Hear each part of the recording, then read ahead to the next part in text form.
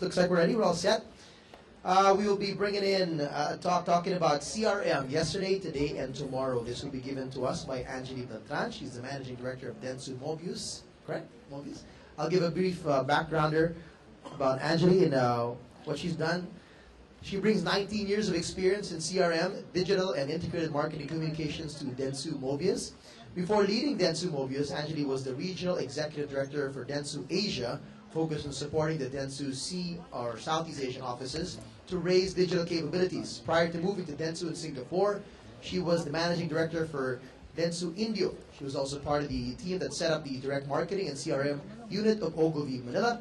In her 7 years at Ogilvy Angeli won 9 international DM awards for her work under or with Nestle, Unilever, and Crown Asia.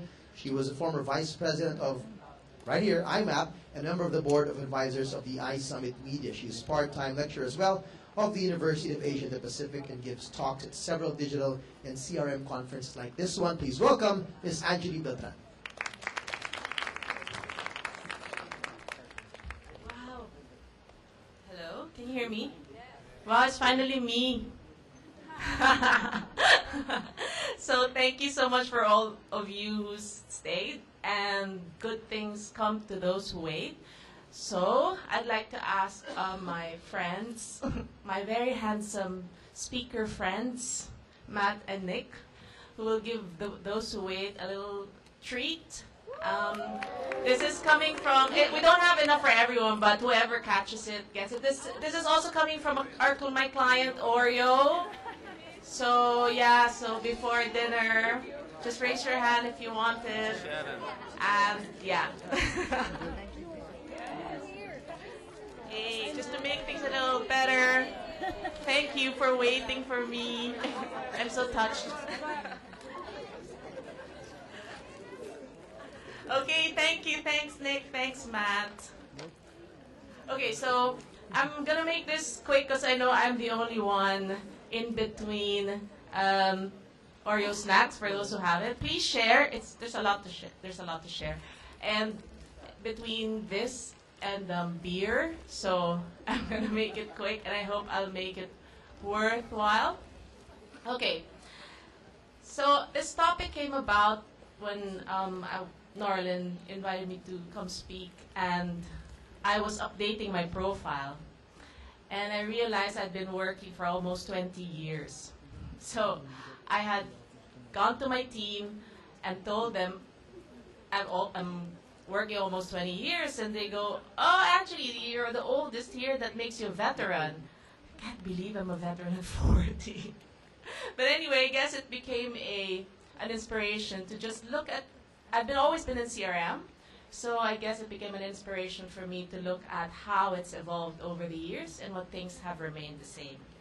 So today, let's talk about CRM. I think we've heard CRM, so I don't have to define what it is.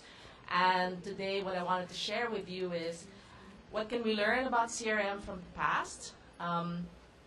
What are we doing that's different now compared to before? And what is next for the future? And I'm going to start with a pioneer in CRM. And it's going to be funny because what I'm going to share with you is not digital at all. This is the Nestle Club. Okay? The Nestle Club was one of the first CRM programs that I've worked on here in the Philippines. And it's not, like I said, it's not even digital then. But it was born out of the main premise of Nestle, which is about good food, good life, to build lifelong relationships with their customers. And to just show you how Nestle Club was back then, and this was circa 90s. I don't want to know how old the people here were during the 90s, but late 90s naman, late 90s. So. So at least alam niyo that I was working already by then. So they were able to get about 125,000 households to join the club. And the member communications were via customized mailers and magazines.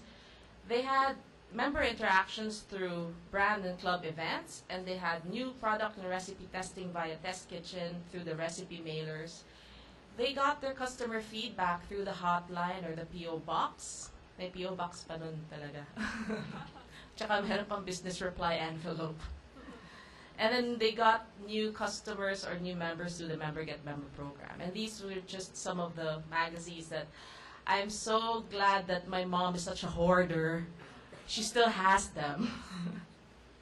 So what were the results of the program? It really increased the share of Nestle brands in the household. So when we did a check a year after we ran this club, this program, and mind you, the communications that these members get was only about once a quarter or twice a quarter. But what happened as a result of this was the members of the Nestle Club had more Nestle brands in their household than those who weren't members. Okay? And those who, when we looked at the UAI, those people who were part of the Nestle Club had more insisters and preferers for the brands of Nestle than the non-members. And we had a continuous influx of new members because the current members recommended Nestle Club to their friends. So I think we talk about now about digital, and we talk about CRM, talk about e-CRM, social CRM, but the concept of CRM is really not new. In fact, it started with the corner store. I'm sad that some of them, because of developments, are disappearing. But it's really, di ba, si suking tindahan, corner store. Pag suki mo siya, suki ka niya, pwede ka umutang, di ba? They'll keep some important items for you. They know exactly what you need when you get there. So I think that relationship has always existed in our country, and I think that just gets amplified by the digital channels that we have today. And I think we need to bring it back to what the business of the purpose of a business is, and that's about creating and keeping a customer. And this basic premise is what CRM is really all about.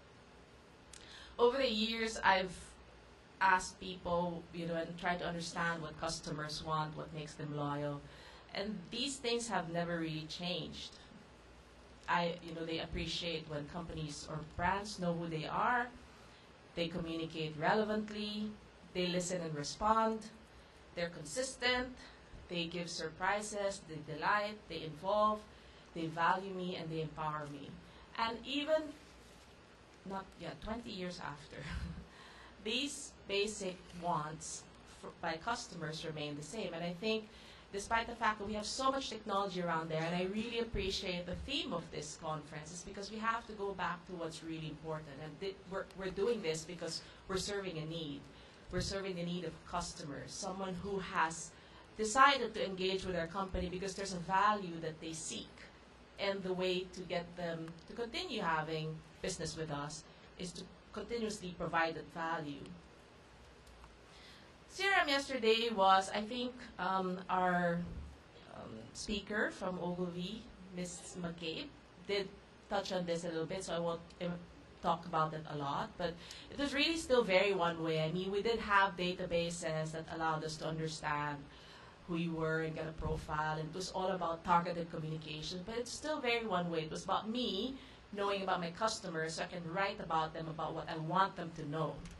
Feedback wasn't really very regular, like she said. I agree with that. If they decide to write us, if they decide to call us, if they have a complaint, then that we'll hear from them. But I think we know that the changes in the changes that digital technology has brought about is a change in behavior. And I don't know who were here during the first digital summit, but this was a model that we presented in Dentsu called the ISIS model, where because of the changes in technology, the behavior of people looking for information before they take action and sharing that information that they find, whether the experience is positive or negative, is something that's going on because of the presence of forums, the presence of search engines, the presence of blogs. And this continues to be true and continues to be amplified, that people will, you need to get their attention, their interest. They will search for information before they take action, or not even take action right away. They will share that information. So this is really a model that's still relevant until today. And as I mentioned, this model actually isn't new because we've always been doing this, maybe in a small scale. Before you buy something, you ask your friends, but now you can ask, you ask your friend that you think knows more than you. Let's say you're going to buy a camera. You look for someone who's really into photography to ask about a certain camera. I mean, you would do that face to face, but now you can just shout that out on your Facebook and get responses from the whole of your network. So I think what it's done is that it's amplified this behavior through these digital channels. And here in this chart, you can see that it's I've highlighted these digital channels as orange. So CRM today is still using database to predict behavior and understand people's needs. And now earned media is now a platform for really bringing together influencers, bringing together advocates, and amplifying the word of mouth. But in this environment, it's also quite challenging to connect to the consumers because, really busy. I mean, on Facebook, why would they listen to you when they're learning about what's going on with their friend in New York? Or someone has had a baby and they're looking at the pictures. So why would they converse with you? There has to be some relevance. There has to be some value that you're providing for them to even give you the attention that your brand requires. So we are here now in the age of the empowered customer. And the empowered customer likes to collaborate with brands. They like a personalized experience, highly informed and empowered by all these internet information channels, highly communicative, socially connected, and need to feel valued continuously. So from yesterday, where CRM was responsibility of one department, mainly maybe customer services or maybe the direct marketing department, now it's the responsibility of the whole company.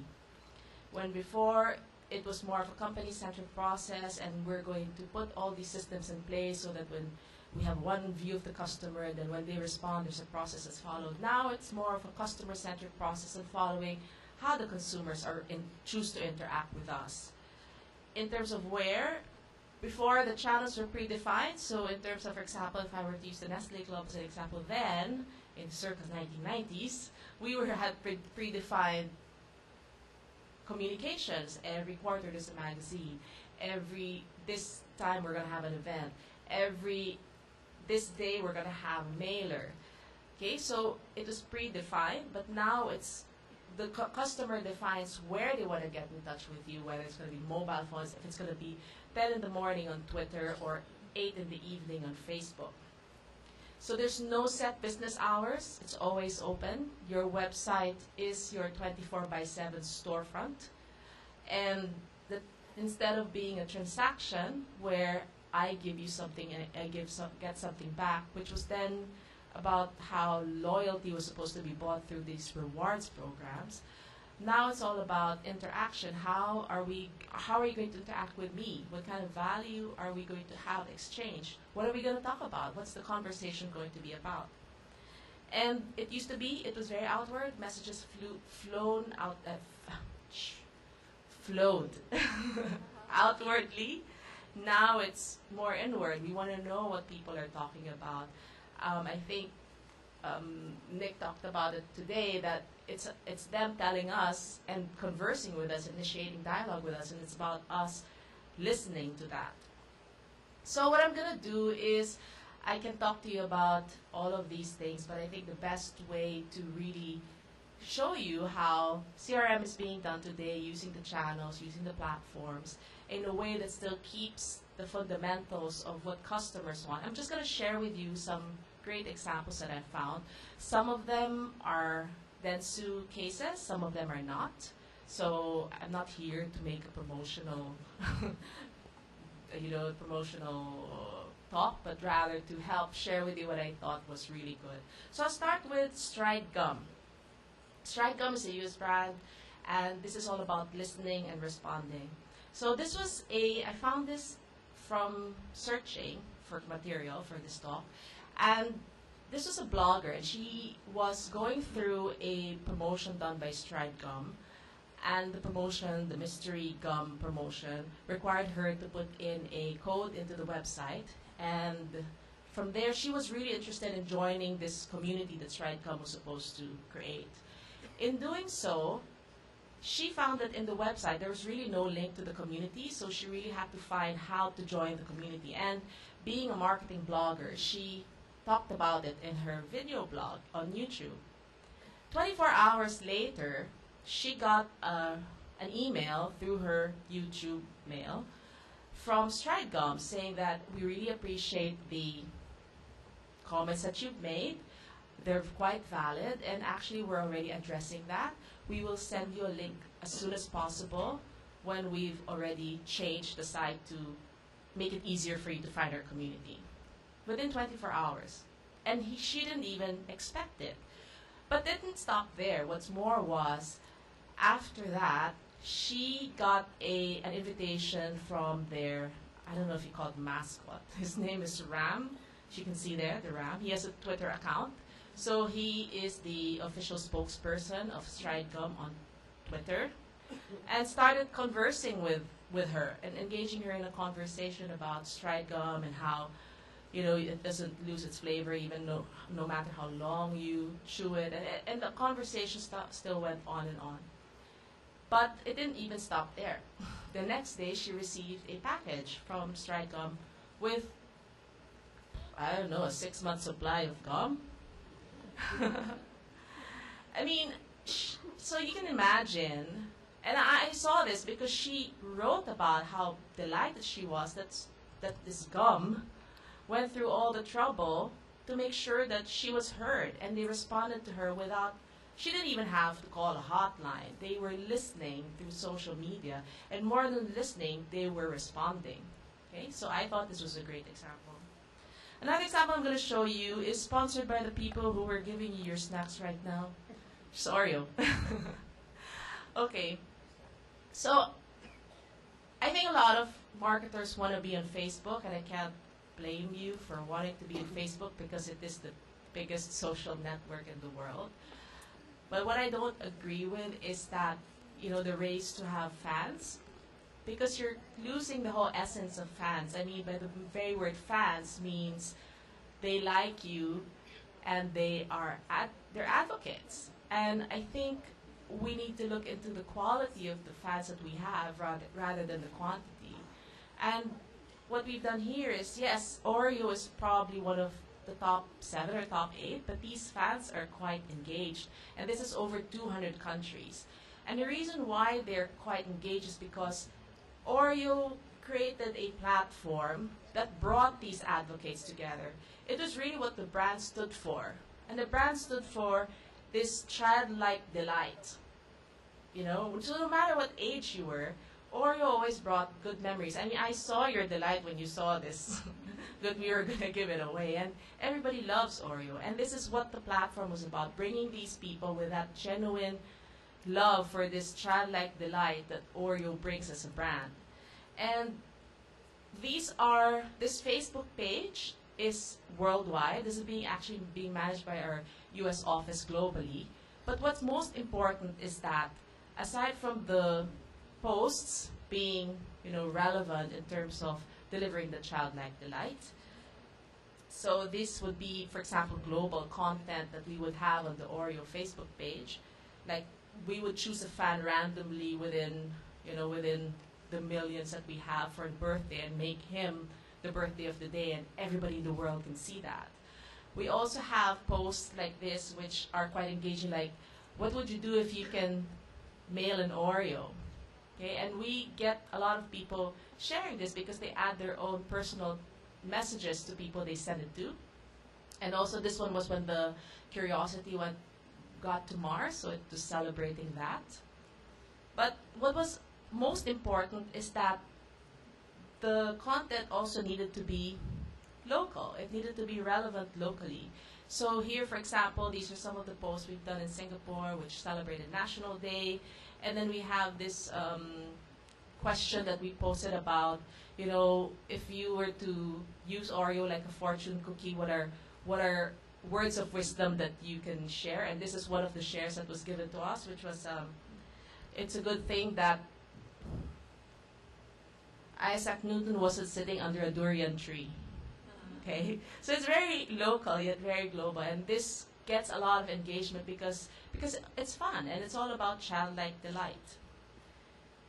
The other example I can share with you is about P&G. I don't know if you guys are familiar with this case, but this is Super Savvy Me. This is a website and a Facebook page that was launched in the UK.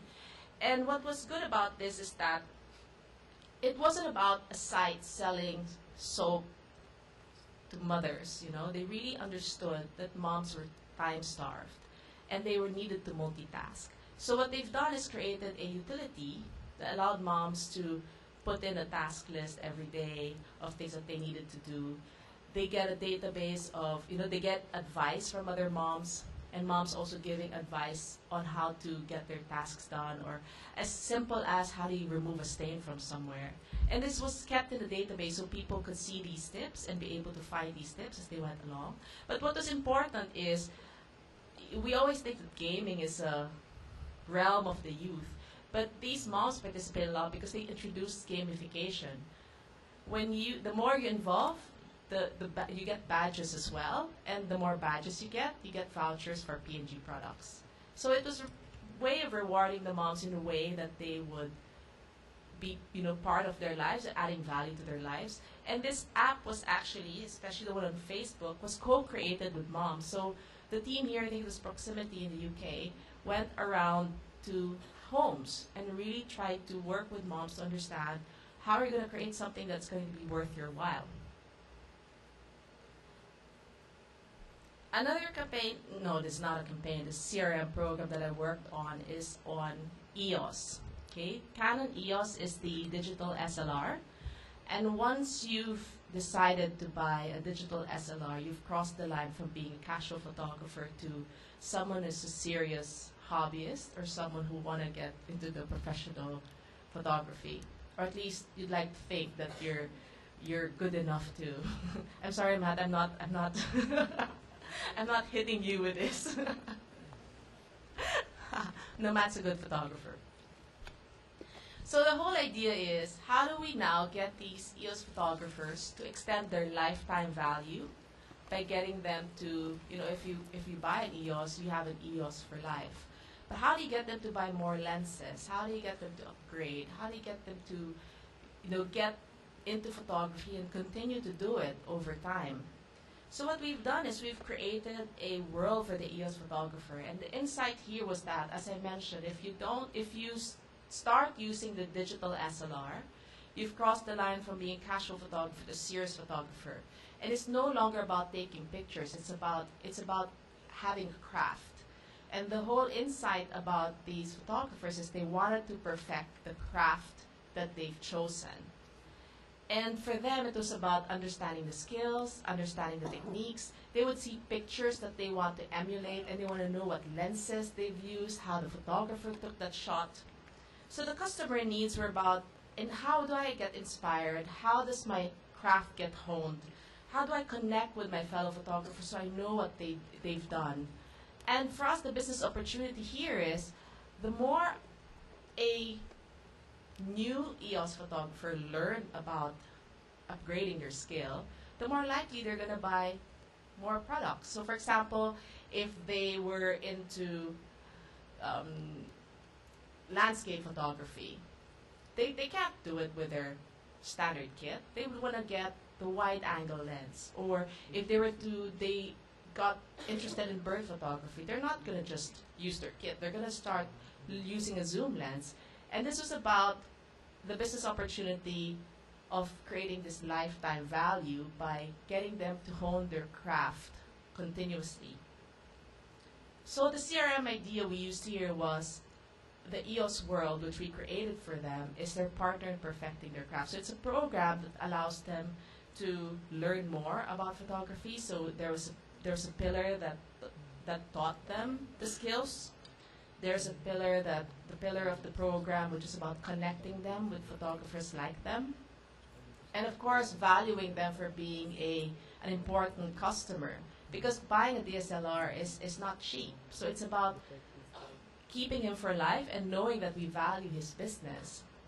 So I'm just going to show you a little bit of the website and how it was created.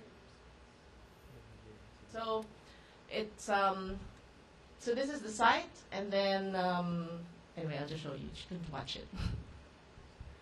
Okay, and then you can see the featured gallery. So what happens is that every photographer who joins gets his own, we call it the light box. And in his light box, which is his own, he can upload his own photographs. And then these photographs get fed to the entire community so that they can see what's going on. They also get access to experts. These are professional photographers that we bring in to talk about Canon, EOS photography with them, and they learn from them. And only Canon is able to do that on a regular basis with them. And these are the kinds of photographs they can get access to, and they can know what kind of lenses are being used, what kind of photography it is. So again, it's a resource. We could have done it on Facebook, but thing is, Facebook doesn't have that image quality that these photographers would require, so we really created a site just for them. And then they can also join groups and be able to join these organized events. So what we're saying is that, if we provide a value and a platform, we don't have to manage customers. They will manage themselves. They will manage themselves in this way because we've already provided a venue for them. So what I always say is that brands should be more like Oprah. Okay? So Oprah, who's the audience going to love? It's Oprah, because she made this all happen. She brings in entertainers. She brings in celebrities. She brings the things that her fans are looking for. And that's why they love her. So I think we can learn more about what Oprah does, because this is exactly what brands should be doing. We should be facilitating and taking a back seat and hosting this platform for them. And then the last case I'm going to share with you is a business-to-business case. So you've already heard a lot of direct-to-consumer programs, but CRM works really also on the business-to-business.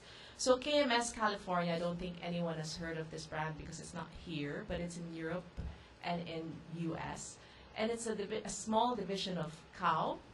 And when this program started, this was a program done by our Macariboan office in Germany. And the brand had very little awareness, and a few knew what KMS was. Or for those who knew who KMS was not innovative at all.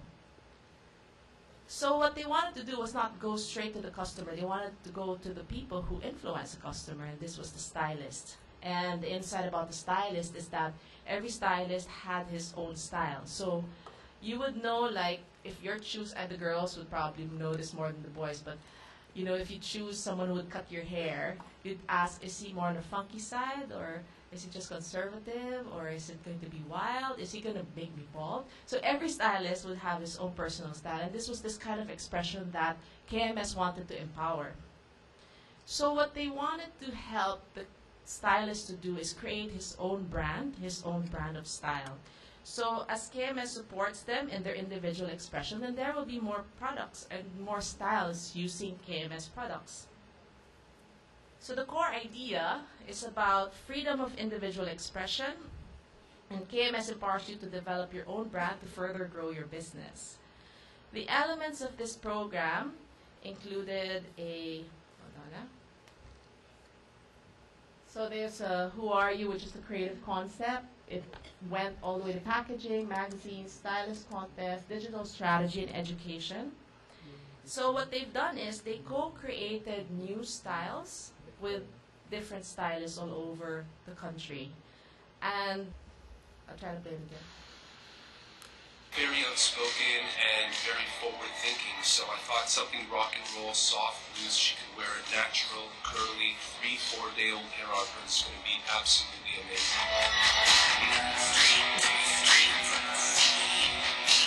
So this is how passionate they are about their craft, right? I mean, it's to them, it's about expression, about creativity. And what KMS has done is fuel that and allow them a platform, a venue to create that individual expression.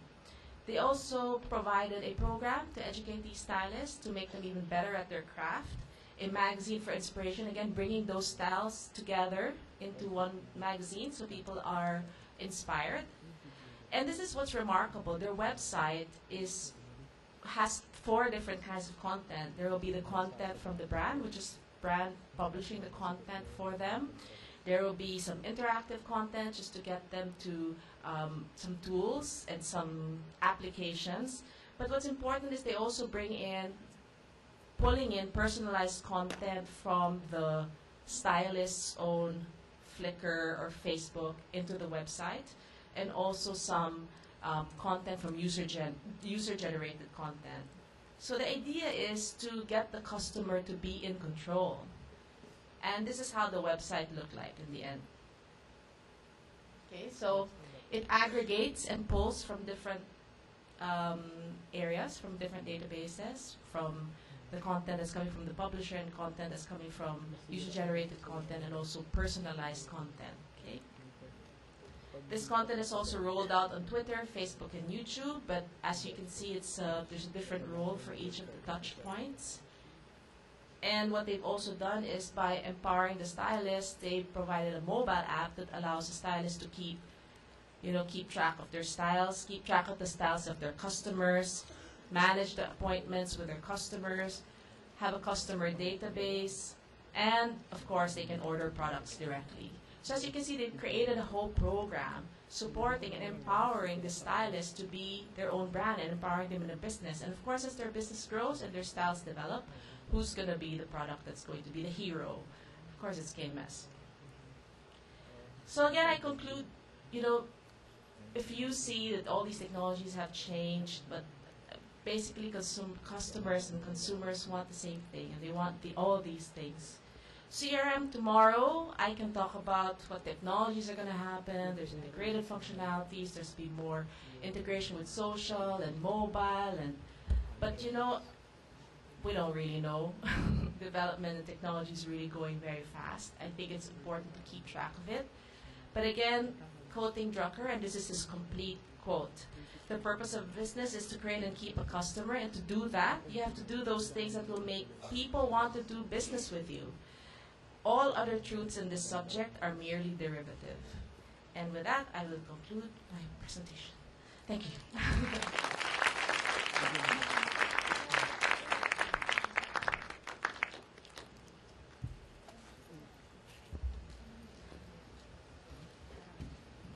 All right. Any questions? I think all of those who had an Oreo is obliged to ask one question, right? That's actually a bribe, so you won't ask questions. You had a question, sir? Yes, or you asking for Nandy. Oreo? Yes, Nandy. Good. Up to the mic. Hi, Angeli. Hi, Nandy. Just like you, I have a long history in marketing communications. So, when you talked about the then and now, I think I share the same perspective as you.